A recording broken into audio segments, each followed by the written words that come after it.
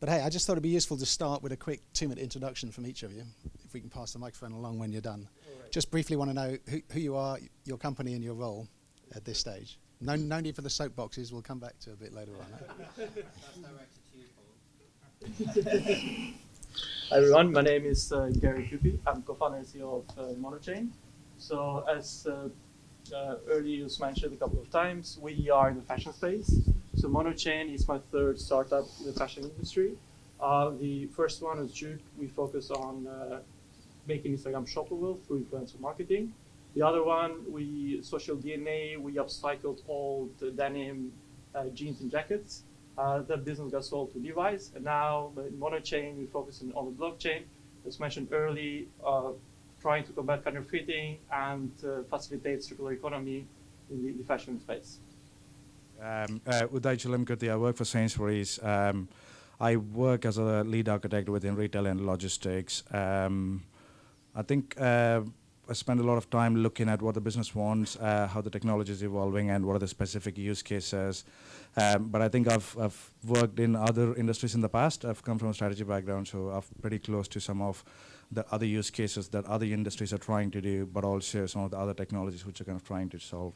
And it's quite an exciting time to look forward to. Thanks, Uday. Mark. Thank you. So my name is Mark Harrop, and I'm the co-founder of Which PLM. Should I say founder and CEO of Which PLM. I describe myself as a technology enthusiast. Been involved in fashion for the last 40-odd years, 11 years in manufacturing, and then the past 30-something years in bringing new technologies to fashion. I guess I'm here because I've written several articles on the subject of blockchain and the use cases of how it might fit in the fashion industry. And I'm one of the lucky ones because I'm constantly in a playground looking at new technologies in our industry around the world, and it's great. So it's always playtime for me. Thanks, Mark. And Paul. Good evening, Paul Woodward. I founded a compliance management solution 26 years ago, which is now used by 80% of the grocery retail supply chain market for the management of about 1 million product developments on an annual basis at the moment, used by many of the grocers, Sainsbury's included. So my role now is we sold the business to Oracle 4 years ago. My now role is to lead the strategy of how we develop out our compliance solutions specifically into supply chain compliance, which naturally takes us into the blockchain story. Thank you very much. Yes, so I'm Peter Banbridge from within Oracle's Industry Solutions Group. One of the areas I'm focused on is the use of blockchain, and hence very keen to help facilitate some of the organisation of the consortium and support the work that UCL is leading, and with Anthony. So coming back to our panel then, really I wanted to start by just asking each of you in turn, just to pick up on where you see blockchain fitting within your focus from either a solution or an industry perspective. Yeah, so Paolo earlier on did a very good overview where the problems are in the fashion space and how blockchain can be applied on it. I will start how we identified a couple of problems ourselves based on the past experiences. So as mentioned earlier, while we're working on Juke, which is completely based on Instagram, we're noticing a trend. We're noticing that we are moving to a throwaway society. So we're seeing very good items, they just being worn only once and then thrown away only because they are posted in a photo on Instagram. So we are wondering what's happening with these products. Some of them essentially just died in the closet, and some of them people just throw them away. So we just trying to figure out how can make it better, considering that fashion industry is one of the world's largest polluters, and we're just trying to figure out a way how to use blockchain just to facilitate all of this. So by tracing the items, we have a particular focus, which is like the secondary market. Essentially, is after you buy the products, and once these items can be traced, we'll make it super simple for this item to get back in the ecosystem, so people can know wherever the items are, and we just facilitate the reselling of these items. So currently, it's 1 out of 6 of the items go through resale market. Our aim is by 2025 to facilitate to go to 2 out of 6, which means a reduction in the CO2 globally by 4.5% of the economy. So this is one of the areas. The other area, as Paolo mentioned, is counterfeiting, which is like a big in the fashion industry. So roughly $460 million worth of counterfeit clothes change hands every year. Most of it happens on the primary market, but it's a good proportion of it happened on the resale market as well. So there's a couple of ways that we can see blockchain applied in the fashion space. This is some of our observations we had, and just trying to tackle with MonoChain. Thanks. Uday? Yeah, I think I'll probably answer it in two different ways, right? I think, is it on? Yeah, I think one, as from an industry perspective, we're probably quite the opposite of high value and high fashion industry, right? Every tin of beans is meant to be disposable. Everything we sell is meant to be disposable and throw away, which brings a completely different set of challenges for the volume and for what we're trying to do. But I think traceability of the origin and traceability of the route and the supply chain is still a huge issue for us. You must have seen the news recently over the last couple of years, everything from burgers and DNAs to the kind of fish and whether the salmon you're eating is really salmon, or all these issues. But nobody is able to prove anything about any sourcing because we just don't have the data, and there's absolutely no way to trace that information. If there is one company or one grocer who says, this is how I can prove every single traceability, people are just going to flock it. So I think from a value perspective, there's tremendous amount of it. I think our ability to solve the problem is quite complicated and has got too many actors in the value chain and the supply chain, which is where blockchain might help. We've absolutely no idea where to start. So we're actively looking at everything from technology companies to startup companies to consortiums in a way where we will be able to solve it. I think from a slightly different angle of being purely a technologist and looking at both blockchain and a couple of other things, but also looking at what other industries are doing. It isn't just for grocers, right? Tobacco tracking and tracing is a problem. Pharma is a problem. Content management and music rights and video rights is a problem. But they're all trying to solve the problems in very different ways.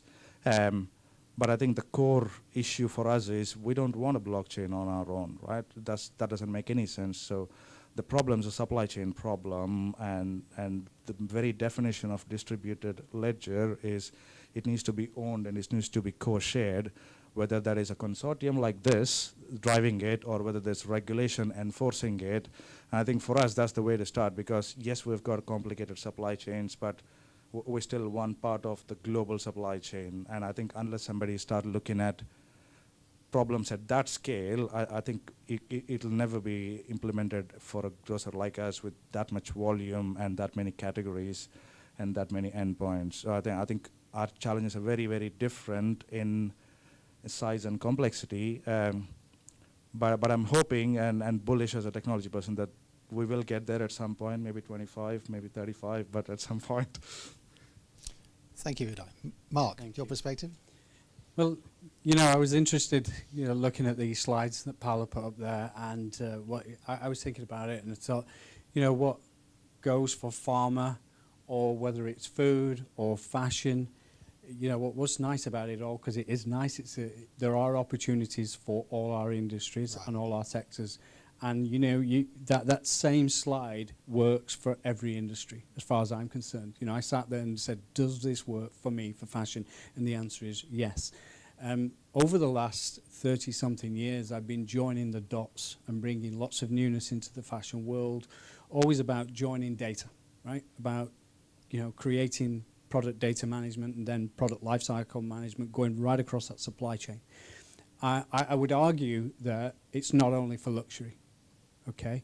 Yes, you're looking at a product that may sell for several $1,000s, and it makes sense that that's the one. You want to prove that it is authentic, or that this watch is the real thing, and we can move it on into a secondary market, just like you would a car. Is that mileage correct?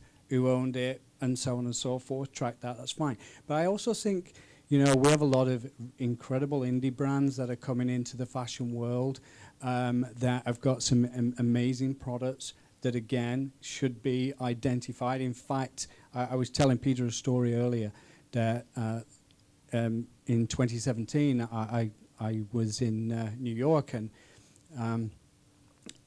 the owner of Supreme, the Supreme brand, he gave my son a hoodie, and this hoodie jacket had Muhammad Ali print on it. 3 weeks later, Muhammad Ali died. There was only several hundred pieces. You can imagine the value of that particular product. And it's not the monetary value to my 21-year-old son now. It's the fact that he knows that to be the original. He knows it to be made ethically. Now, in the fast fashion world, you know, look what happened in Rana Plaza 2013. 1,200 people perished when that building went down. And the retailers and brands said, hey, not me, we weren't there. But the labels were there. Yeah, so the labels were there. And it was scatter, you know. And I want to know where my goods are made. I want to know that cashmere is coming from Mongolia. I want to know it really was there, and that the factories that are making our products are the factories and not being subbed down to a factory that shouldn't be making the products. Not only that, we work in probably one of the fastest industries in the world. You know, garments now are going out in days and weeks. The supply chain, which autumn, winter, spring, summer, died, you know, when I was in my late 20s. By the way, I'm 60. So it died then. We're now talking about what happened a few hours ago in certain parts of the world. You know, that's how fast this world is becoming fast fashion. And we are, what was 3 months to take fabric in the past, from greige or bleach to a print, is now hours, using digital printers that can print 2,000 meters an hour. You know, so fast is incredibly fast. So with that, I think the metadata side of it, we can connect. We have the authenticity. We have the ownership. If I'm a designer, I've created that design, I want my IP. And that metadata is in that IP, in that design. I want to be able to stamp it and get it. So for me, there's a ton of use cases, an absolute ton. And it is not just my friends in the luxury brand world that I work with. I work with Valentino, I work with Montclair. These guys are already implemented blockchain, some of them for, as you said, the authenticity, but others linked to AI. It's about authenticity and the exciting experience, or being a part of that community and learning and so on. So there's lots more value just saying this is an original. There's more through it. But for me, the biggest opportunity we have as an industry is to shine a light on that supply chain. Because at the moment, our industry, fashion, is 100% opaque. And they would like to leave it that way. And we need to turn it round and shine a light on it and make it 100% transparent. Thank you, Mark. Very good. Paul, over to you. Am I allowed to get my soapbox now, or am I Small allowed to do that? soapbox. So, for the many years that I've been providing these compliance solutions, my customers, Sainsbury's included, have been saying traceability. How do we get to traceability? And then about 5 years ago, somebody came up with the bright idea of, let's replace the word traceability, because that's too hard, with the word transparency, because we can use that to get to traceability eventually. But nobody really knew how to do it. Now, blockchain comes along. Blockchain is a fantastic channel and platform to enable us to do that. But unless we're capturing the data, and unless we're encouraging the capture of data, and unless we are getting adoption all the way down the supply chain, the channel is not going to provide us with the answer. So the focus is, for me, certainly from a solutions point of view, is to say, how do we develop the right applications that sit over the top of blockchain that then capture and add value at every layer in the supply chain. What does that farmer need from an application? They're not worried about blockchain. They're not worried about the technology side of it. They want to know how are they going to grow a crop and sell a crop for as much money as possible. And how do they get direct access to Sainsbury's instead of having to go through all of the various different links in the supply chain. So we need, from my point of view, it's very much about focusing on the applications, focusing on the value added tools, IAT, which we mentioned, over the top of blockchain that's going to feed that blockchain that will then enable solutions like mine at the retailers to leverage that information, use that information for the purpose of traceability, transparency, tracking, inventory, etc., as we build out over the top of it. But we need value added, and we need to embrace all the startups that are out there and say, let's add value into the layers of the supply chain to capture this information. Okay, thank you for that. And it's really interesting picking up on all four of those contributions there, that I think we've got some work to do in these working parties to help identify all the right use cases, thrash them out, get to the bottom of them, and then perhaps prioritize some of them that we might focus on looking at some proof of concepts on. Because there's a lot of great ideas surfacing there already, and we haven't started forming the working parties yet. So we've got some work to do on the working parties. But talking of those, to what extent do we, as a panel, think there's a role for that sort of collaboration and perhaps setting some standards within the industry to stimulate some of that? We'll start again, Gary. Yeah, sure. So the way I see, the way we see it as a company, blockchain is a team sport. So what it means is like it needs contribution by different parties. It's not what you think is the right for the industry. It's not what me and Mark think, for instance. It's what everyone in the space thinks. So also through these working groups, you can see, like was mentioned earlier, you can see what problems, what's the benefit different parties are looking to get out of a blockchain. They don't care whether they use like an old database or blockchain, as far as you can get to them what they're looking for. So for us, we're just trying to figure out, there's cases that blockchain is quite good, there's cases that blockchain is not that good, that you can do it very easily with other like systems.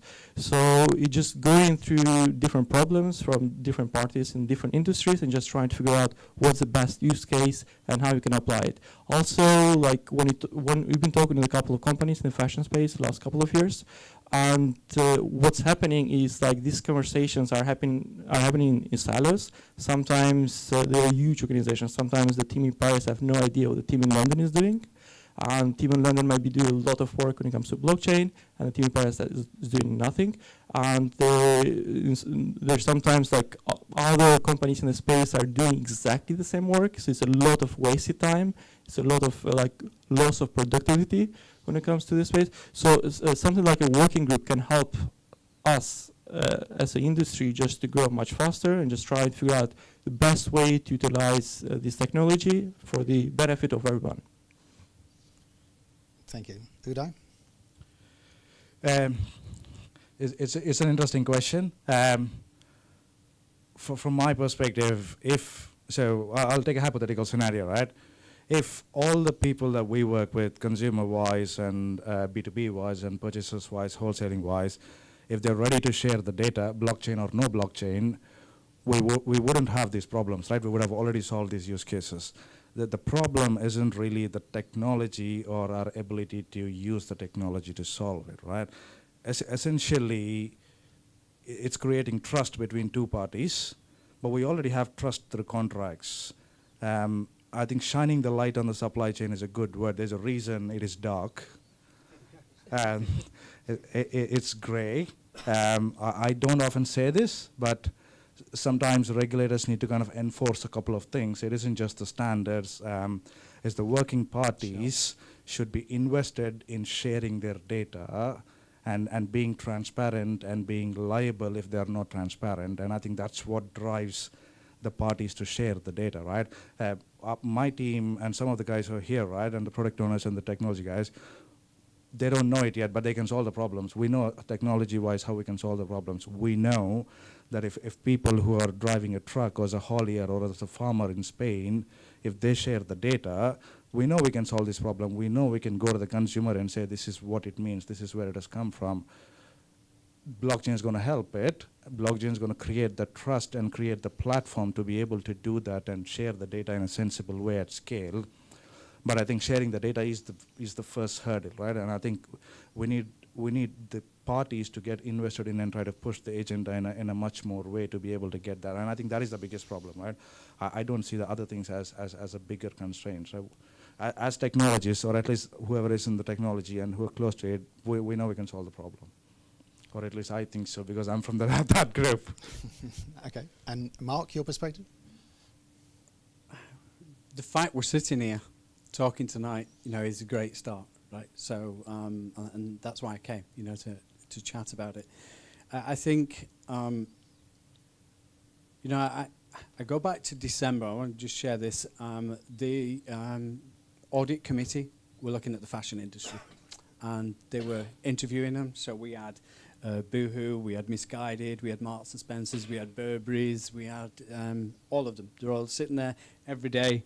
They were going through and being interviewed on what they were doing with the supply chain, how transparent it was, how transparent it was not, fair labor rates, and so on, right? But what really got me, and I watched every single minute of those debates, what got me was the government and ministers responsible hadn't got a clue about what they were saying.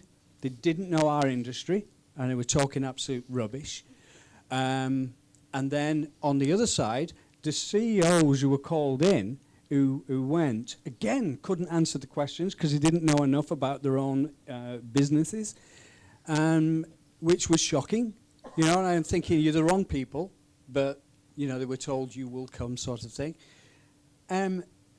So legislation is increasing, and it's not going to go away. The public are demanding more transparency. The new generations, the millennials and Generation Zs, will vote with their feet. But for me, I think we need education. We need government buy-in as well. And we just need to get up and do something. Because if we do and we start something, it will gain legs and gain interest, and the industry will follow. And you know what? As a work-study engineer back in the early days, it's crazy because it's so simple.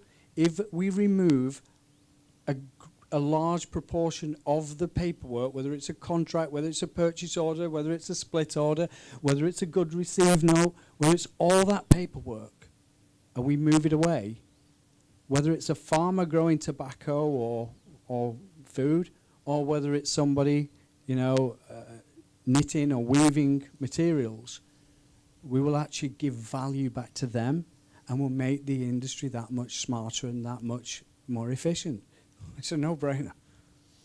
Thank you, Mark. Paul? I think we have to listen to the demand. We have to listen to what is being asked for in the marketplace, and sometimes rise above the technology discussions. We talk about transparency, we talk about collaboration, and yet how many different blockchains are there today out there? And it confuses the situation.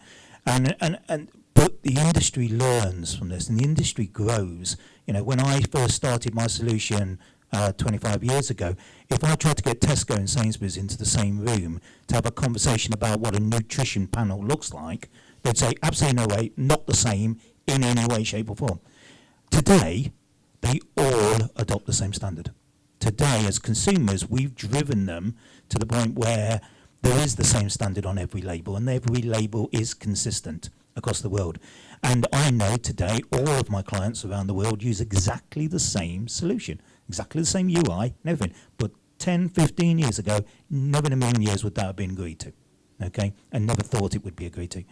It adapts, and it adapts because we listen to what the consumer is asking for, and we shouldn't lose sight of that. Technology is a good thing. Blockchain is a great thing. But we've actually got to listen to the consumer and say, how are we going to use it to meet their requirements, not just drive it from a technology point of view. Okay, that's a useful input. Thank you, Paul. We're going to be out of time very shortly.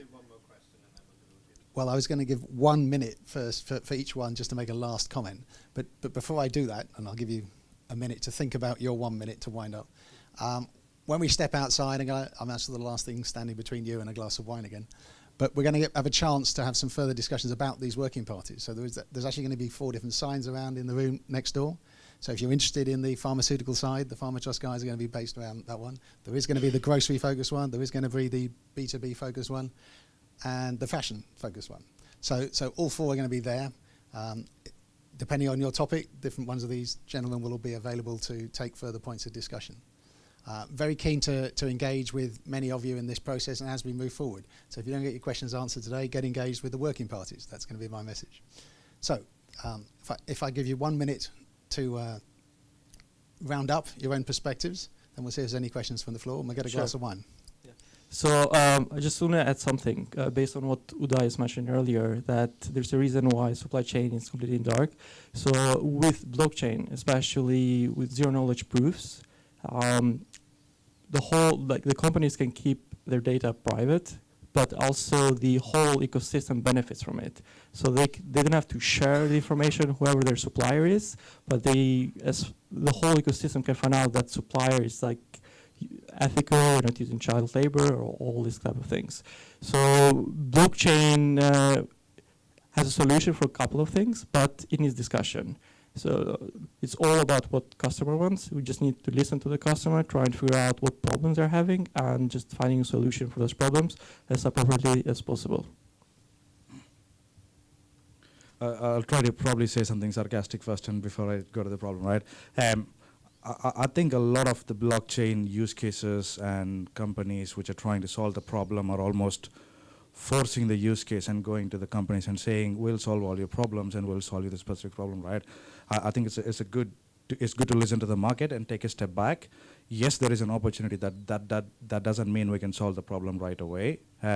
Forums like these are great because I think what we need to do is, I think collectively, with the help of government and the regulatory organizations where required, bring the barriers of entry down to adopt a blockchain, make sure that the different parties who need to be part of that are invested in it and they get something out of it, because otherwise they wouldn't go through the change and they wouldn't shine the light on what they may not want to do or just cannot do because they're too small or too complicated.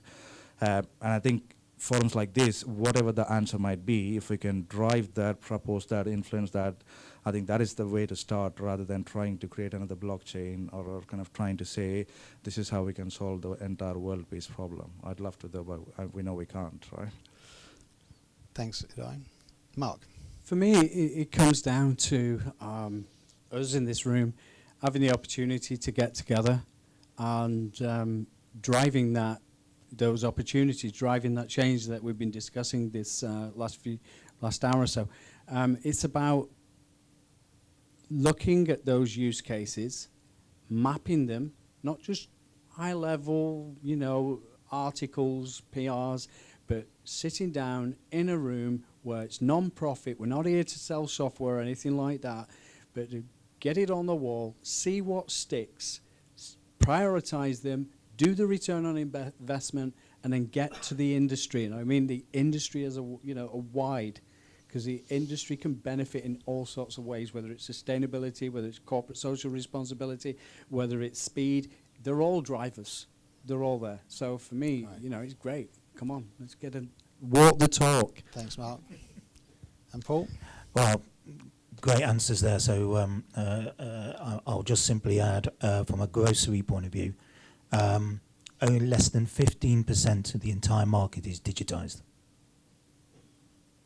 That's the problem we've got to solve first. Yeah.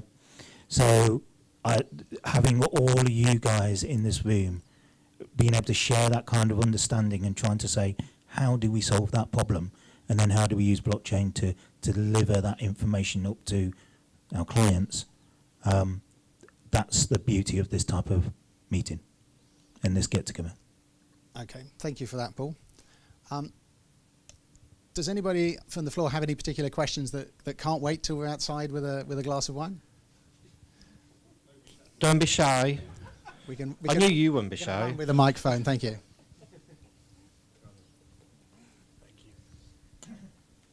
Hi there, Philip Harrison. I head up the consulting department at Fifth Nine.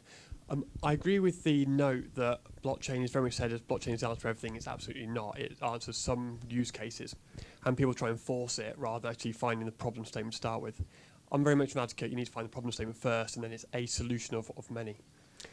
Coming down to this on the supply chain, I agree with a little bit the concept of you have contracts in place, therefore if someone wants to fraud you, they'll fraud you and pretend they've got information put on the blockchain anyway. So are you looking at the actual full supply chain, which could involve physical solutions as well? How do you know a farmer somewhere hasn't pretended that materials come from their farm, it actually really hasn't, and saying that's come on the blockchain, which blockchain won't solve? That's them defrauding you in any way, shape or form, unless you have physical capabilities as well. So you're looking at that as well. I think that's a great question. And clearly blockchain has a role alongside other emerging technologies like the IoT side. But Paul, did you want to take that? Did we vote away? I think the benefit of blockchain, if it's adopted properly, is that you've got many contributors to blockchain. So yes, somebody can still physically fraud. But if there's many contributors all looking at the same data, all looking at the same supplier, all checking the same supplier, over time you can start to authenticate everything. Yeah, so in my market specifically, to forget fraud for a second, but people tend to make claims that are not real. I've got certain certifications, my products are not GM or GM, whatever they may be. But Tesco will have checked it, then Sainsbury's will have checked it, then Walmart will have checked it, and so on. And gradually in blockchain, we build up a profile of what the truth is about that particular supplier. So over time, it's not day one, but over time, blockchain enables the industry to get to authentication and authenticate it. Hi, just a question for Jerry. You mentioned zero knowledge proofs. Are you developing those yourself, or are you partnering with somebody on that?